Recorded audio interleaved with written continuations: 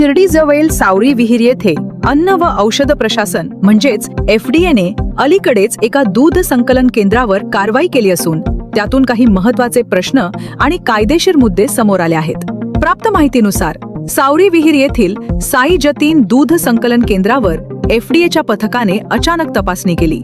या तपासणी दरम्यान तिथे 22 दूध टँकरांमध्ये काही अनियमितता आढळून आल्याचे प्रशासनाने स्पष्ट केले आहे। दुधाची साठवणूक आणि गुणवत्तेच्या निकषांची तपासणी केली असता अन्न सुरक्षा आणि मानदे कायदा म्हणजेच फूड सेफ्टी अँड स्टँडर्ड्स ऍक्टच्या नियमांचे योग्य पालन होत नसल्याचे अधिकाऱ्यांच्या निदर्शनास आले।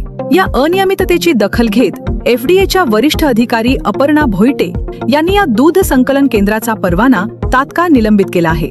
अन्न सुरक्षेबाबत कोणतीही तडजोड खपून घेतली जाणार नाही अशी प्रशासनाची भूमिका आहे। या कारवाईनंतर एक अत्यंत गंभीर कायदेशीर बाब समोर आली आहे। प्रशासनाने अधिकृतरित्या परवाना निलंबित केलेला असतानाही या ठिकाणी दूध संकलनाचे काम सुरूच असल्याचे निदर्शनास आले आहे।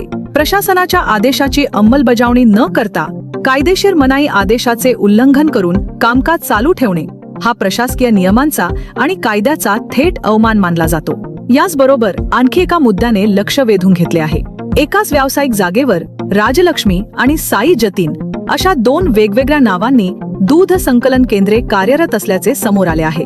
कायदेशीर आणि प्रशासकीय दृष्टिकोनातून एकाच जागेवर 2 स्वतंत्र संस्थांना परवाने कोणत्या नियमांतर्गत आणि निकषांवर देण्यात आले हा प्रश्न आता उपस्थित होत आहे। एका संस्थेचा परवाना रद्द झाल्यास दुसऱ्या नावाखाली कामकाज सुरू राहू नये यासाठीचे नियम येथे पाळले गेले आहेत का याची सखोल चौकशी होणे गरजेचे आहे। प्रशासनाची दिशाभूल करण्याचा हा प्रकार असू शकतो का अशी शक्यताही वर्तवली जात आहे। सध्या राज्याचे अन्न व औषध प्रशासन आयुक्त तुकाराम मुंढे यांच्या मार्गदर्शनाखाली अशा कारवायांवर विशेष भर दिला जात आहे।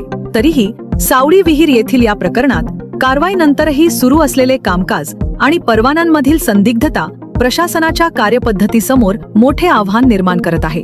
आता या संपूर्ण प्रकरणात अन्न व औषध प्रशासन केवळ परवाना निलंबनावर थांबते की कायदेशीर आदेशाचा अवमान आणि नियमांच्या उल्लंघनाबद्दल संबंधितांवर पुढील कठोर प्रशासकीय किंवा कायदेशीर कारवाई करते याकडे सर्वांचे लक्ष लागून आहे।